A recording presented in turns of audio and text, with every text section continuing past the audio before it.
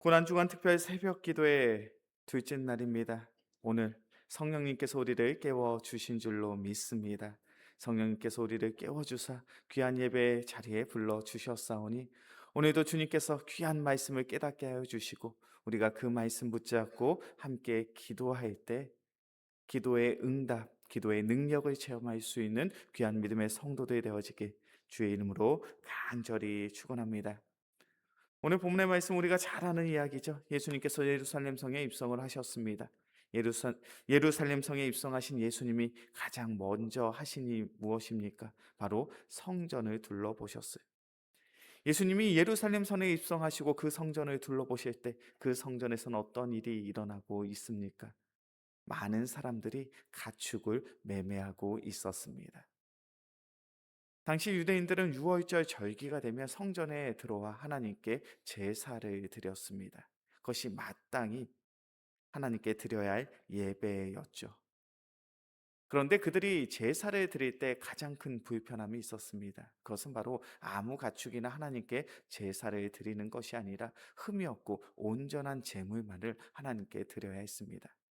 나의 집에서 흠이 없고 온전한 가축을 찾는 것도 어려운 일이지만 그 가축을 금이야 옥이야 하면서 그 성전까지 가지고 오는 것, 그것만큼 번거롭고 그것만큼 힘든 일이 어디에 있겠습니까? 그러다 보니 한 가지의 꾀가 생기게 되었습니다. 그것은 바로 성전에서 하나님께 드릴 그 가축을 파는 것이죠. 성전에서 가축을 판다면 먼 곳에서 오는 유대인들이 굳이 자신의 집에서 그 가축을 챙겨올 필요가 없었습니다.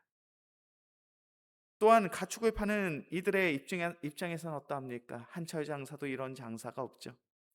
당시 예루살렘 성전에는 절기를 지키기 위하여 적게는 10만 명, 많게는 30만 명의 사람들이 모였다라고 기록되어 있습니다. 수만 명의 사람들이 제사를 드리기 위하여 성전 안에 들어옵니다.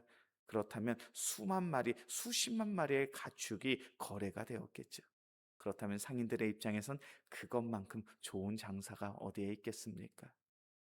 또한 성전에서 매매를 하기 위해선 가장 중요한 것이 제사장들에게 허락을 받아야 됐습니다. 그렇게 당시에 가축을 팔았던 상인들은 일정 금액을 제사장들에게 주었다라는 그러한 이야기가 있습니다. 성전에서 매매를 합니다. 가축을 사고 팝니다. 그럼으로 인하여 제사를 준비하는 유대인들은 편리하게 예배를 드릴 수 있었고 상인들은 큰 돈을 벌 수 있었고 제사장들 또한 쏠쏠한 재미를 볼 수 있었습니다. 유대 제사를 드리는 유대인도 편하고 상인들도 돈을 벌고 제사장도 쏠쏠한 유익을 볼 수 있으니 인간적인 관점으로 본다면 참 좋은 것처럼 보여지겠죠. 그러나 정작 하나님의 입장은 어떠합니까? 그 제사, 그 예배 가운데, 그 성전 가운데 하나님을 향한 하나님의 마음이 있습니까? 하나님을 향한 참된 사랑이 있습니까? 감사가 있습니까? 제사를 통한 예배를 통한 참된 감동이 있나요? 그곳엔 분명 제사가 있었습니다. 예배가 있었습니다. 그러나 그 제사와 예배는 결단코 하나님을 향한 참된 기쁨의 제사요, 기쁨의 예배가 되지 못했습니다. 그렇게 예수님께서는 그곳에 있는 이들을 책망하시고 질타하십니다. 가축들을 내어 쫓으시고 그들의 상을 둘러 엎으시고 그들에게 큰 목소리로 그들을 책망하고 꾸짖으시죠. 내 집은 만민이 기도하는 집인데 어찌 강도의 소굴로 만들 수 있느냐? 이곳은 하나님께 드릴 참된 예배가 있는 하나님의 성전인데 너희가 이곳을 강도의 소굴로 만들었다. 그곳에서는 하나님을 향한 참된 예배가 없었습니다. 하나님을 향한 참된 마음이 없었습니다. 사랑이 없었습니다. 그곳에선 자신들을 위한 그러한 편의만이 있었고, 나를 위한 유익만이 있었고, 나를 위한 즐거움만이 있었습니다. 우리 영광교회 귀한 성도님들, 우리는 매주마다 예배를 드리죠. 교회에 와서 여러 모양과 모습으로 봉사하고 섬기며 우리의 예배를 세워나갑니다. 우리는 예배를 드립니다. 봉사를 합니다. 그리고 주님 앞에 귀한 헌금을 드립니다. 그런데 우리의 예배 가운데 주님을 향한 참된 사랑의 마음이 있습니까? 우리의 예배 가운데 하나님을 향하는 그 간절한 사모하는 그 귀한 마음이 있습니까? 우리의 예배를 통하여 주님을 바라보고 주님을 사랑하며 주님께서 원하시는 참된 성도의 마음을 가지고 참된 성도의 삶을 살아가고 계십니까? 언제부터인가 우리의 예배 가운데 주님을 향하는 마음이 중요하지 않고 주님의 뜻이 중요하지 않으며 주님께서 기뻐하시는 참된 성도의 삶에 대한 진지한 고민 없이 내가 오늘도 예배를 드렸어. 내가 오늘도 봉사를 했어. 내가 오늘도 헌금을 드렸지. 우리의 신앙의 행위, 신앙의 모습만에 만족하며 우리가 신앙생활을 하고 있다면 우리는 잘못된 모습으로 신앙생활을 하고 있는 줄로 믿습니다. 오늘 본문의 말씀 속에 등장하는 이 성전에서 제사를 준비하는 이들의 책망한 이 가르침이 이 시대를 향한 우리를 향한 예수님의 질타요, 예수님의 책망인 줄로 믿습니다. 우리가 주님께서 허락하신 그 귀한 마음을 가지고 우리가 모이기를 원하고 우리가 주님께서 원하시는 그 참된 모습을 가지고 예배하길 원한다면 오늘 본문에서 말씀하고 있는 예수님의 귀한 가르침이 우리의 마음속에 있기를 소원합니다. 오늘 우리가 함께 나눈 말씀 마가복음 11장 17절에 이 말씀을 우리 다시 한번 봉독하겠습니다. 마가복음 11장 17절의 말씀 함께 봉독합니다. 이에 가르쳐 이르시되 기록된 바 내 집은 만민이 기도하는 집이라 칭함을 받으리라고 하지 아니하였느냐. 너희는 강도의 소굴을 만들었도다 하시매. 우리는 주님께서 기뻐하시는 참된 모임이어야 할 줄로 믿습니다. 우리의 모습은 주님께서 원하시는 귀한 예배자의 모습으로 예배를 드려야 할 줄로 믿습니다.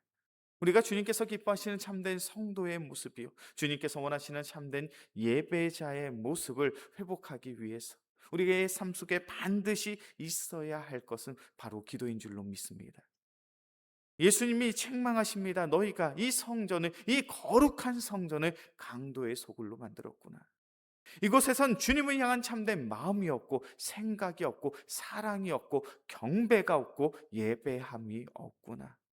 내 집은 만민이 기도하는 집인데 어찌 너희의 기도가 멈춰 있느냐. 우리 영광교회 귀한 성도님들, 우리의 예배가 주님께서 기뻐하시는 참된 예배가 되어지길 소원하십니까? 우리의 봉사와 우리의 헌신이 주님께서 원하시는 참된 봉사와 헌신이 되어지기를 소원하십니까? 그렇다면 우리는 기도해야 될 줄로 믿습니다. 그런데 우리는 오늘 본문의 말씀을 좀 더 깊이 묵상해 볼 필요성이 있어요. 오늘 본문의 말씀을 보면 유대인들은 제사를 드리기 위하여 성전에 모였습니다. 적은 수가 모인 것이 아니에요. 수만 명의 사람들이 모여 있습니다. 수만 명의 사람들이 모인 이 성전 안에, 하나님께 제사를 드린 이 성전 안에 기도의 시간, 기도의 형식, 기도의 모습들이 있었을까요? 없었을까요? 수만 명의 사람들이 지금 제사를 드리기 위하여 모였는데 당시의 모든 종교 지도자들이 이곳에 모여 있는데 기도의 시간, 기도의 형식, 기도의 모습들이 있었을까요? 없었을까요? 당시 종교 지도자들은 기도하는 삶이 있었습니다. 예수님께서 당시 종교 지도자들, 대제사장들, 바리새인들, 사두개인들을 책망하실 때 이렇게 말씀하셨어요. 너희는 기도할 때 외식하는 자와 같이 하지 말라. 그들은 사람에게 보이려고 회당과 큰 거리 어귀에 서서 기도하기를 좋아하느니라. 그들은 어떠한 모습으로 기도했다고요? 사람이 많이 모인 곳에서 기도하는 것을 좋아했습니다. 왜 사람이 많이 모인 곳에서 기도할까요?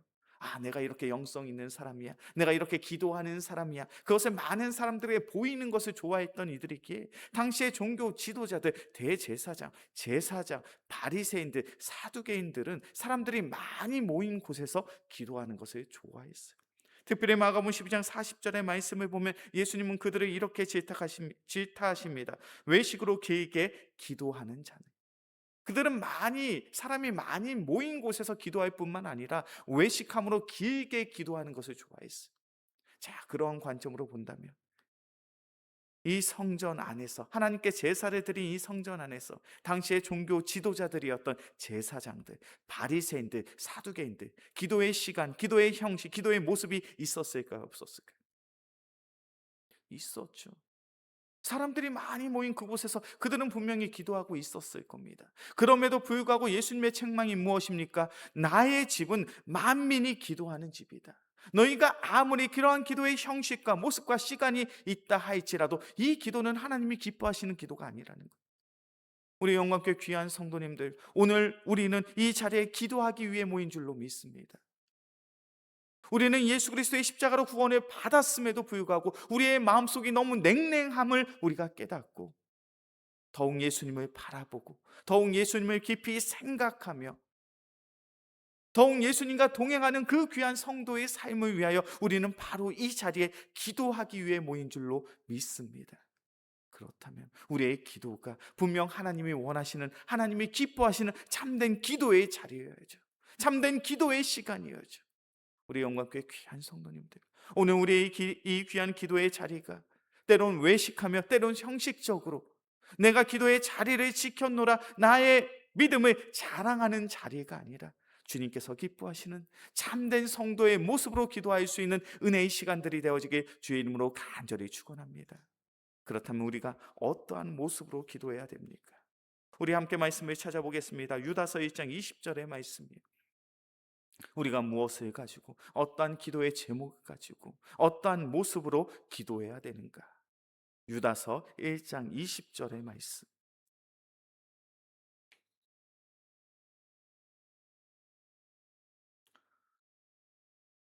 유다서 1장 20절의 말씀 함께 봉독합니다.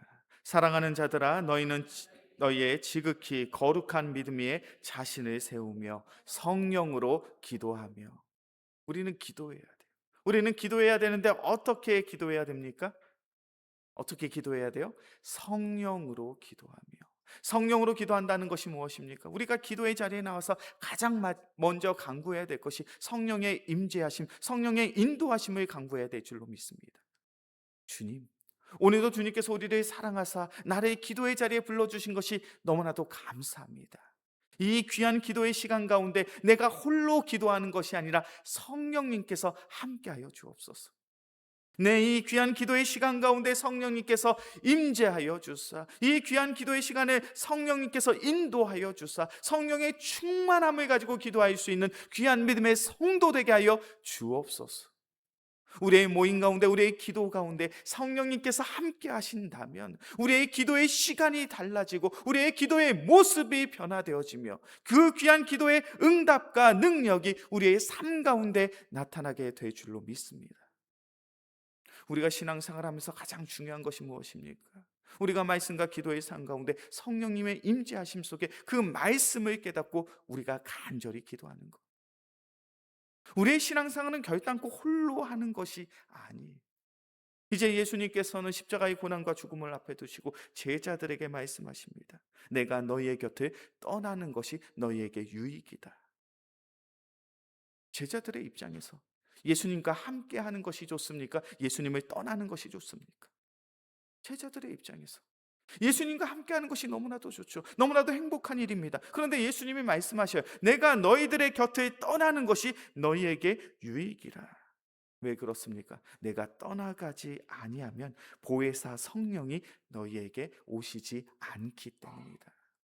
십자가의 고난과 죽음을 앞에 두시고 예수님이 그 제자들에게 그렇게 말씀하십니다. 내가 너희를 떠나는 것이 유익이다. 왜냐하면 내가 떠나야 너희가 보혜사 성령님과 함께함으로 말미암아 성령으로 기도하며 성령의 도우심으로 그 말씀을 깨닫고 너희의 삶 가운데 성령의 능력을 행할 수 있는 놀라운 일들이 일어날 것이기 때문에 우리 영광교회 귀한 성령님들, 그렇게 우리가 기도할 때마다 우리는 무엇을 간구해야 됩니까? 주님, 내가 하는 이 신앙생활이 홀로 하는 신앙생활이 아니요 성령님의 임재하심 속에 성령님의 인도하심 속에 성령의 충만함 속에 누릴 수 있는 복된 신앙생활이 되게 하여 주옵소서. 우리는 그것을 간구할 수 있어야 돼. 우리 영광교회 귀한 성도님들, 지금까지 살아오시면서 어떠십니까? 사람의 말로 사람이 변화가 됩니까? 어떠셔요? 내 말로 사람이 변화되는 것을 경험해 보셨습니까?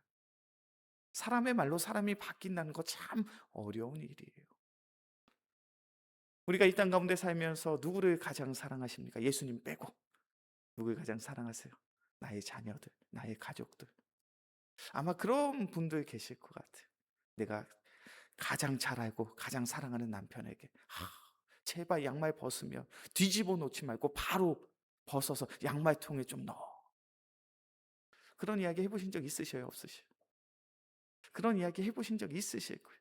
근데 결혼해 보니까 어떻습니까? 내가 사랑하는 남편, 내가 참 잘 아는데, 내가 참 사랑하는데, 내가 그렇게 이야기한다고 해서 내 남편이 양말 잘 벗어서 빨래통에 넣습니까?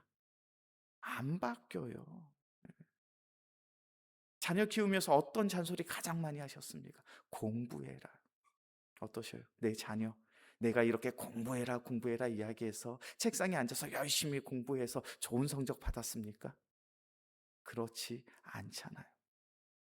내가 이 세상을 살아가면 내가 가장 잘 알고 가장 사랑하는 존재, 내가 아무리 말을 해도 그 사람이 그 말로 바뀌지 않습니다. 하물며 목사는 남남이잖아요. 남이잖아요. 그 남이 예배 시간에 설교한들 우리 성도들이 바뀔 수 있을까요? 없을까요? 우리 성도들 바뀔 수 있습니까? 없습니까? 바뀔 수 없죠. 사람이 하는 말로는 결단코 바뀔 수가 없습니다. 사람이 바뀔 수 있는 한 방법은 한 가지. 사람의 말이 아니라 하나님의 음성이 되면 그 설교를 통하여 그 말씀을 통하여 그 말씀이 나의 심령을 울리고 나를 깨닫게 하여줘. 그 말씀을 통하여 우리의 삶이 변화되는 줄 믿습니다. 그렇게 목사는요, 이 예배의 자리 강대상에 설 때마다 무엇을 놓고 기도하겠습니까? 오늘도 그렇게 기도해요. 주님, 이 설교의 자리에서 이 강대상에서 선포되는 이 말씀이 사람의 말이 아니라 성령님께서 함께하여 주심으로 하나님의 음성이 되게 하여 주시옵소서. 이 말씀이 하나님의 음성이 되어져 우리 성도들의 마음과 심비에 새겨지게 하여 주시고 그 말씀을 통하여 그 음성을 통하여 변화되어지는 놀라운 은혜를 더하여 주시옵소서.